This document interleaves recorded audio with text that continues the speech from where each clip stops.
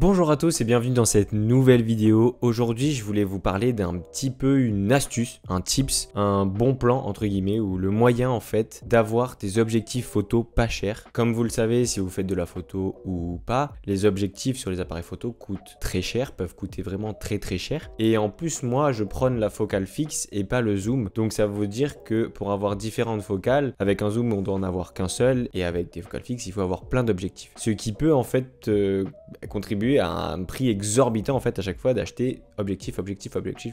Le prix en plus des objectifs peut varier énormément parce que, donc pour ceux qui savent pas, il y a l'ouverture qui se traduit avec 2.8, 4.5, 1.8, c'est ce chiffre là, f 1.8, quelque chose comme ça. En fait, plus il est petit, plus l'objectif va capturer de la lumière et va aussi permettre d'avoir un bokeh, un flou d'arrière-plan sur les photos. Mais en fait, c'est l'ouverture grande, ça a un prix, c'est extrêmement cher et c'est ce qui permet d'avoir quand même un certain cachet et c'est ce que moi aussi je recherche dans certaines de mes photographies, j'en ai besoin en fait. Et donc en gros, moi, si je voulais plein d'objectifs, il aurait fallu que je paye vraiment énormément et j'ai pas forcément les moyens et il y a un an, j'avais encore moins les moyens d'acheter des objectifs du coup numériques, neufs ou même d'occasion, c'était quand même très cher. Moi, pour ceux qui savent pas, je suis très simple en termes de focale, donc j'utilise que des focales fixes comme je l'ai dit. J'ai un 35-40 mm, un 50 mm et un 70. C'est les trois focales que j'utilise tout le temps, j'en ai pas plus, pas moins. Et c'est avec ça que je photographie. Dans ces trois objectifs,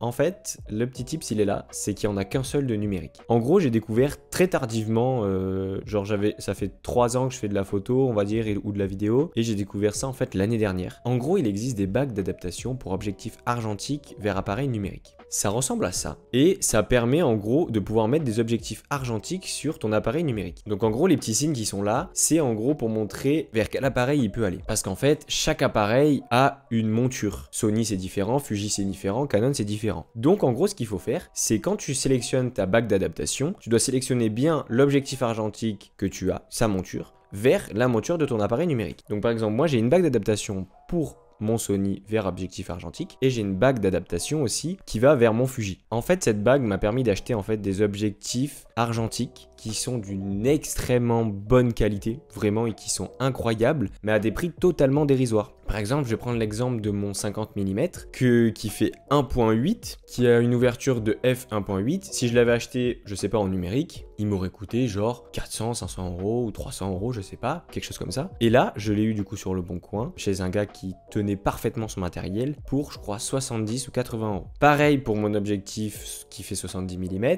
C'est la même chose. En gros, ça m'a permis d'avoir des objectifs à moins de 100 euros et de les utiliser au quotidien en vidéo, en photo. Et ça m'a permis en fait d'avoir ces focales tout en sans me ruiner. Là, je vous dis ça, vous me dites incroyable, il faut faire ça de fou et tout, à fond. Plusieurs choses. En gros, les bagues d'adaptation, moi je prends toujours les premium parce que je trouve qu'elles ont une meilleure finition, elles ont du métal partout, c'est plus propre, c'est plus cool. Et en gros, la contrainte, parce qu'il y a forcément une contrainte, si tu payes un objectif que 100 euros, que tu peux le mettre sur ton appareil numérique, c'est une chose, mais il y a une différence entre le truc à 100 euros et le truc à 400, 500, 600, 800. En fait, le plus gros problème, c'est que la mise au point devient manuelle. Tu n'as plus la mise au point numérique. En gros, t'as plus le bouton et ça fait la mise au point de suite. Là, c'est toi qui vas devoir faire la mise au point, comme sur un appareil argentique, comme avant. Et en fait, ça va te permettre de t'améliorer et d'apprendre aussi à utiliser en fait un focus manuellement. Déjà, ça, c'est quelque chose de ouf, parce que ça va t'apprendre genre un petit peu la vraie photo d'antan et puis ça peut te faire kiffer. Moi, ça m'a jamais posé de problème.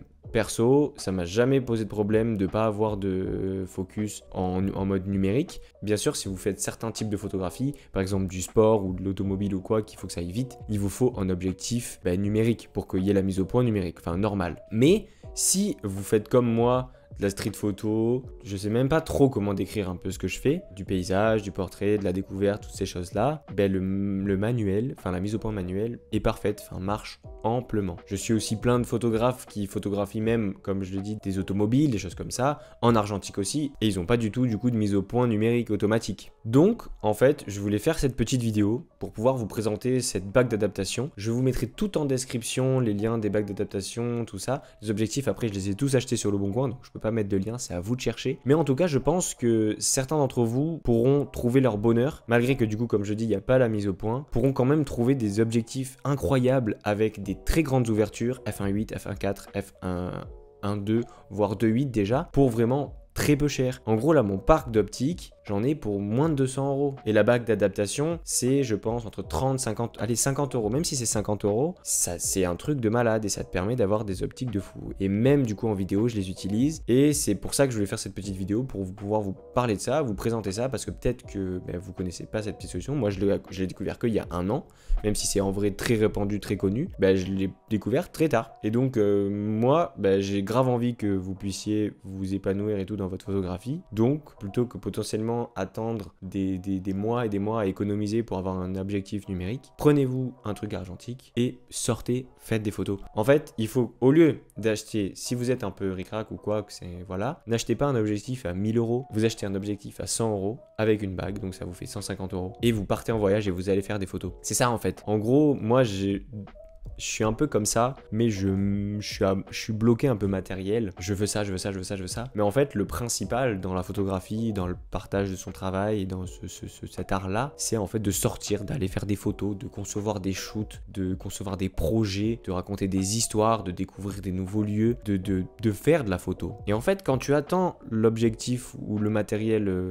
entre guillemets, ultime, t'en fais pas forcément. Fais un petit peu mon moralisateur, là j'avoue, c'est un peu bizarre. Mais je pense que c'est une bonne chose comme ça, et c'est ce que moi je vais appliquer en tout cas pour les prochains mois. C'est pour ça que je vous ai dit que j'ai acheté une toute petite caméra pour pouvoir en fait plus facilement l'emporter partout et pour pouvoir plus facilement aller photographier et sortir chaque semaine, chaque mois. Je dis pas que je vais vous faire des grosses vidéos de fou toutes les semaines, je vais potentiellement vous faire une petite vidéo comme ça où je vous parle d'une petite astuce à avoir des objectifs photo pour très peu cher et qui sont d'une excellente qualité et d'une ouverture folle, enfin un truc que tu ne peux pas avoir pour aussi peu cher. Et la semaine d'après, je vais potentiellement te faire une grosse vidéo parce que je suis allé à tel endroit, parce que voilà, j'ai fait un truc de cool. Mais tout ça demande aussi des sous, et donc moi j'essaie de trouver des solutions pour pouvoir être comblé entièrement dans mon matériel photographique, parce que c'est ça quand même qui me permet de faire ma passion, tout en pouvant sortir, voyager, découvrir, aller dans de nouveaux endroits, parce que voilà, tout ça coûte aussi de l'argent, de voyager, de faire des projets, et donc il faut potentiellement trouver des solutions. Et je pense que je suis pas du tout le seul à être dans ce cas-là, à vouloir faire des projets mais t'attends le dernier truc. Non, on s'en fout. Vraiment, il y en a qui font des bangers monstrueux avec un matériel nul. Un truc tout con, Avengers Endgame, le film, il y a plein de plans de la scène finale. On se dit ouais, c'est un film à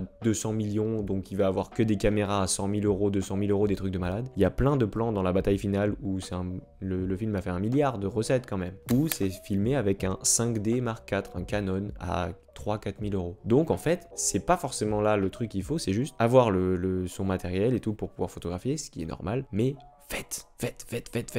Donc j'espère qu'en tout cas, cette petite vidéo et ces petites bagues d'adaptation et ces petits conseils, ces petites choses que je vous ai un petit peu expliquées pourront en fait vous aider et vous faire acquérir votre matériel que vous rêvez peut-être d'avoir et aller vous sortir et faire des photos, et comme ça après vous me les envoyez sur Insta et tout, et comme ça je vois ça et on partage ça et on découvre ça en fond, c'est le but. J'ai aussi oublié de vous dire, ces bagues d'adaptation en fait tout simplement, elles se connectent aux objectifs et elles peuvent se fermer, s'ouvrir pour pouvoir être utilisées ou non. Il y a des caches de protection, enfin tout, vraiment c'est hyper bien empaqueté. Quand le colis est reçu et tout, c'est d'une très très bonne qualité. Là ça fait du coup un an que j'ai les deux, elles ont absolument pas bougé, je les ai déjà fait tomber plusieurs fois et tout est nickel. Donc je vous recommande fortement si vous êtes intéressé. Et je vais terminer la vidéo sur ça. N'hésitez pas à vous abonner, à partager la vidéo parce que ça peut potentiellement intéresser et aider plein de gens. Je vous remercie d'être resté jusqu'ici. Je vous dis à très vite pour une nouvelle vidéo.